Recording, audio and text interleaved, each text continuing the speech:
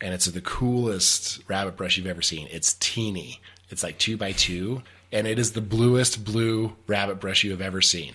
Now, he grows this from seed because he knows of like this weird, like genetically isolated group of rabbit brush, because it still hybridizes with all the other rabbit. He knows of like this really weird spot, and he just goes and collects seed every single year. So he is literally the only person who supplies the seed. No way. And he doesn't even give it the seed. He grows it himself. So he'll start to grow it, then he'll ship it off to Fort Collins. Fort Collins will then, kind of bump it up into a size. Then Fort Collins, like they'll ship it off to Trees of Corrallis. Okay. And then they'll bump it up again. And then they'll sell the finished product back to Arbor Valley where Tom's at. So it's like this weird incestuous like supply chain, and he's like the only guy that has a seed, and nobody else can like definitively grow this particular rabbit brush because it hybridizes with everything. And if you've seen like, rabbit brush, that thing like spreads pollen like there's no tomorrow. Everywhere, yeah. With all the bees and everything that absolutely love it. So there's quirks in this industry that are just really, really funny. Sucker Punch, Canada Red Chokecherry that doesn't sucker.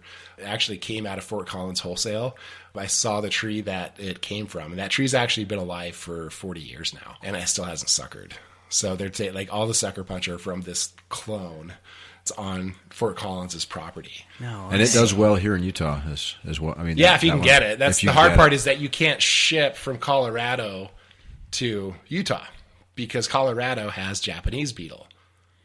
Right, so it's a one-way valve right now. Yeah, for us. Okay, which is nice for me. Yeah, that works out. It works really well. I mean, I don't have any competition over here. You can get it here, kind of, sort of.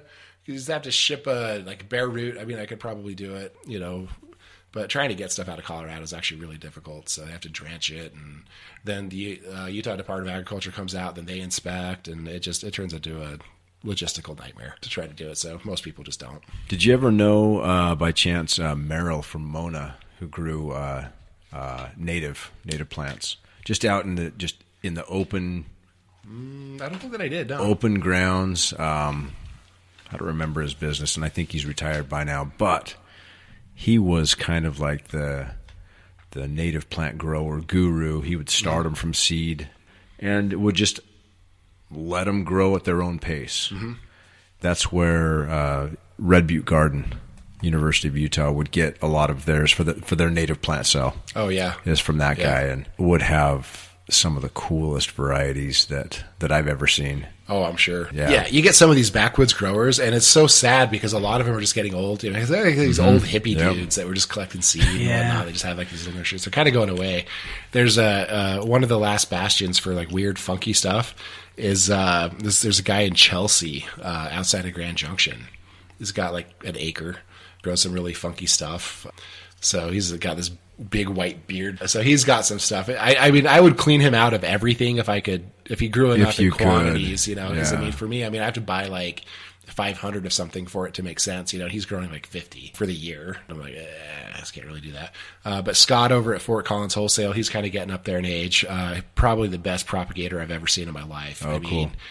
He says he's not even a plant nerd. He's more of a fungus nerd because he'll go and collect seed from all of these little areas, but then he collects the soil where he gets these things too, so he can inoculate the microbes with his seedlings and stuff. And I'm like, oh my gosh, that's genius. Because Fort Collins puts out some really cool stuff, and it's really good looking too. And to feed their local market over there. But like little things that for me kind of separate amazing nurseries from hobbyist type things. And so I've learned a lot, kind of traveling back and forth to the different areas of the country and kind of learning about how people do things, and like respect these guys for what they do and their knowledge, and a lot of stuff that just kind of gets lost because I'm not like blaming any schools or anything because I didn't go to school for horticulture, so I don't know what's necessarily taught. But the methodologies of growing seem to have like simplified. A lot of things have kind of been lost, or we just kind of these little teeny tiny details like native microbes that are symbiotic with the plants. it doesn't exist anymore.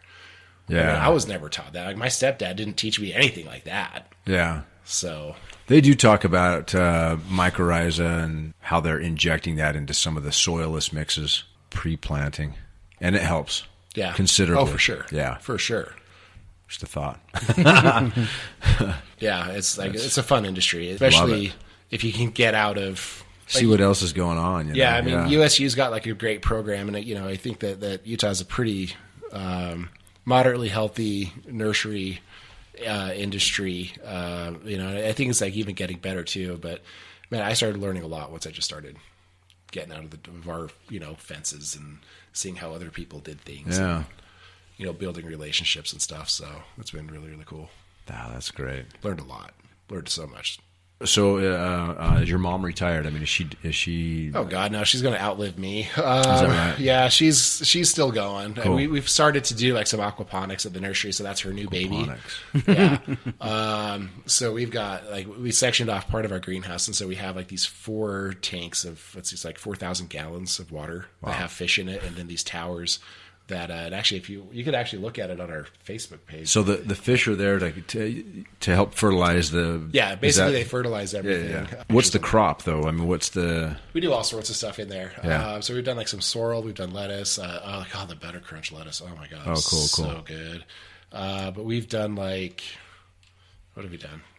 We've done virtually everything. We've grown tomatoes in it. Yeah. Everything. See, I'm not really like a food gardener per se. Like my expertise is like in more like the ornamental type stuff. Yeah. I mean, I've played around with things, of course, because. Is it something that you think that like homeowners could potentially do? Aquaponics, vegetables, or is it just like not worth it? I mean, too much of an investment. I don't know. It gets to be pretty costly, I think, as a hobby. I mean, if you want to sink your money in it, by all means, go ahead and learn. And I mean, because it's not a bad investment. I will say that it may be costly, but it is not a bad investment because anything that you do that improves your knowledge of growing is going to be good. Okay, yeah. Okay, so we don't really care about the cost of this thing because we've dumped way more money into it than we probably should have. But you're learning a ton. We're learning. You're like, let's tweak this a little bit here. And and the intricacies of everything, and trying to keep it organic and not spray, and just doing. Oh, that's cool. So we're trying to do everything that we can to just kind of make that work. And I mean, it's been really, really cool. And we're actually now selling it to restaurants. Oh, no way. So That's cool. We actually market it under a different name. It's not under Progressive Plants. I think we do it under Essential Aquaponics. And I have to apologize. I don't really do much with the aquaponics end of things because my head is so much into the nursery. Oh, for sure. Yeah, no, but that's kind of a cool little side note as far as like what you're doing. And it's like organic vegetables that you're selling to restaurants and whatever. And so, that is so cool. They're kind of trying to dial in the exact mixtures of everything. If I were to do it, like Matt's the guy who's kind of heading the whole thing up. There's a couple other people that are involved, but Matt's doing the sciencey end of it. So those are hydrangeas. Do you feel okay about people planting hydrangeas? I do actually. These the hydrangea paniculatas I think do very well here. It's not meant to be the blue one, right? No, no. The blue ones are going to be trouble. Right. So those are hydrangea macrophylla, like the endless summers and whatnot. They're... What's the white one again? What's the species name? Paniculatas. Paniculatas. Yeah, this one's probably this one's Phantom. There's another one called Limelight. There's a million paniculatas, and they do well here. In isolated areas they do well. Oh, cool. When I say isolated, I mean it's protected. No, not even that. They live full exposure. I mean, you can throw them wherever you want. They're fine. What they're sensitive to is acidity. Not even so much the acidity. Is it really? No, it's more the salts in the water, especially around here. Like if you get fed by Utah Lake secondary water, they do okay. Yeah. They're not. That's the blue guys. No, that's these ones. Oh, these ones. Okay. Yeah. We'll just say the blue guys don't grow here. They're out. So don't buy endless summers. Like Bailey's is going to kill me for saying that. So I mean, you could really look at that one as maybe I've always an annual, said, right? The blue ones are like an annual. The macrophylla would be like a yes. It's a one season deal. All right. Like here's my feelings on things that don't grow here. Okay. Blueberries. Oh, wait, no, go ahead. Liz Hamilton, paging Liz Hamilton, blueberries. So she's the only person I know who actually has like blueberries, but she has sunk so much money in it. Oh, dude, crazy. But anyway, the endless summer hydrangeas, like a lot of people are just like, oh my gosh, I'm going to spend like $40 to $60 on these endless summer hydrangeas, and oh my god, they're not even worth it. Okay. Now, if you take away if you look at it a little bit differently, it's like, paying $60 for something that is absolutely gorgeous that will last you for the season, to me is a good value. Okay. So like when you buy flowers for your wife or girlfriend or whatever, you're spending $120 a lot of times for something that lasts like a week. That's a dang good point. Okay. So think about it that way. Okay. Yeah. I'm not even opposed to the idea of like, doing like the Instascape thing where, people spend like $1,000 in plants, keep them in their pots and just bury them in the pots into the ground. And then next year, just throw them away and just do it all over again. Wow. And that way you can change your landscape. Same way that you change hairstyles, Yeah. So you can do that. A lot of people don't think about it that way. Really, they want it to be, a lot of people are afraid of like, I don't know what to plant here. I'm like, who cares? How much would you say is too much to put in a landscape every year? Because one of our first guests, she built a greenhouse and she grows everything from seed. She had like, how many plants did she say? Like 3,000 seedlings? Mm-hmm. Yeah, 2,700. And I know it was like, but she said she puts like, was it $5,000 in her yard every year? $5,000 in tomatoes? That seems pretty high. I don't know. She could have. I thought she said 5. That's a lot of money. She buys tons and tons from everything. She's like all the catalogs. The thing is, though, like tulips. It seems like that a lot of that would come back the next year. Like, right, because she wanted to have as many tulips as Thanksgiving Point does. So like. She wanted to like calculate how many she needed to have to beat them. Beat them, yeah, per capita space or whatever, per square foot. Well, this is hilarious. Crazy. I don't know. I mean, I look at my mom's yard and I'm like, man, that is like the most overplanted yard that I think I've ever seen. But it looks beautiful, And so I think it's just really kind of relative. I mean, some people like the really dense look, just like foliage everywhere, like cottage gardens, for instance. I mean, you see, like, I mean, I can't even tell you how many times people come in and like, I want my landscape to look like this English cottage garden. And I'm like, wow, that's a lot of plants. And you do realize that they took that picture for that 2 weeks where everything's peaking. And then outside that 2 weeks, it looks like a weedy mess. Yeah. And it took 30 years to get to that point. And it took 30 years to get to that point. So, but some people also like the more sparse look. It's I love negative space. Yeah. Like, I'm a plant guy and I love plants, but I love negative space. I just love it. Yeah. See, and I'm really lazy. Like, I will work really, really hard to not do anything. So when I plant a yard, a lot of times I pack it in there because I look at it this way. It's like if I'm planting stuff in there, that's the plant's going to take up real estate that I don't have to weed. Yeah, that's a good point. Yeah. Once everything kind of grows in and it starts shading everything out and out, competing everything, you're not going to notice any weeds. Not going to be pulling anything. So, maintenance-wise, if you're smart about it, you'll do a little bit of pruning in the fall, a little bit of pruning in the spring.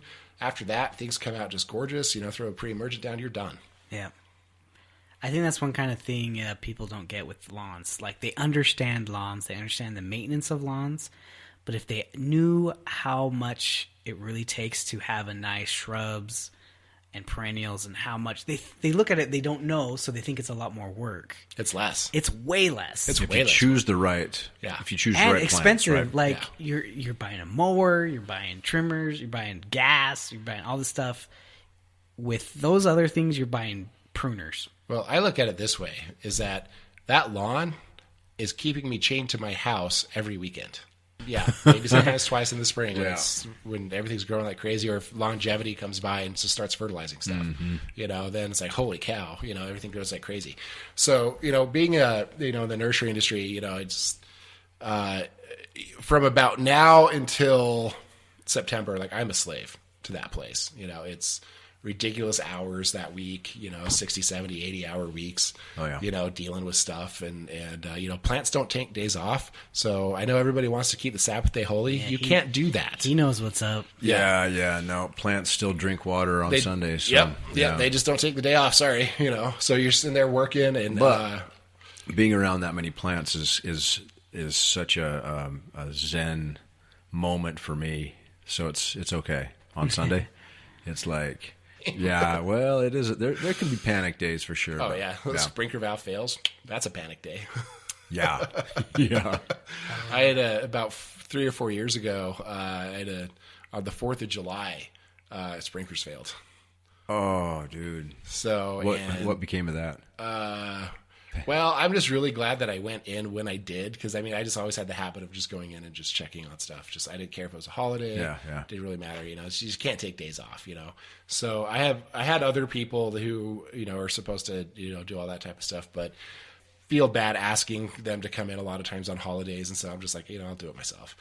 So I came in. You go trucking in there, and the next thing you know,